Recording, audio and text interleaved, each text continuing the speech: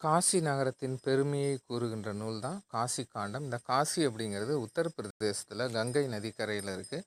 இதை பனாரஸ் அப்படின்னு சொல்லுவாங்க. வாரணாசி எனவும் அழைக்கப்படுகிறது. பாரதியாரும் இங்கே உள்ள அந்த இந்து கல்லூரியில் படிச்சிருக்காரு. பெரியாரும் காசியில் இருந்திருக்காரு. ஓகேவா? அடுத்து பாருங்க.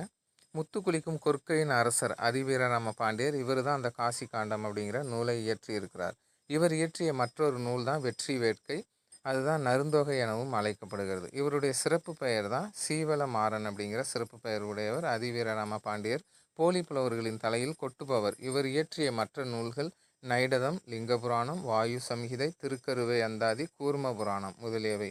ஒப்புடன் முகமலர்ந்தே உபசரித்து உண்மை பேசி உப்பில்லா கூலிட்டாலும் என்ற பாடலை இவர் சொல்லியிருப்பார். விவேக சிந்தாமணி அப்படிங்கிறதுலேருந்து இந்த விருந்தோம்பல் பற்றி இந்த பாடல் கொடுத்துருக்காங்க. இந்த அடிகள் இடம்பெறும் நூல் எதுன்னு கேட்டாங்கன்னா விவேக சிந்தாமணி.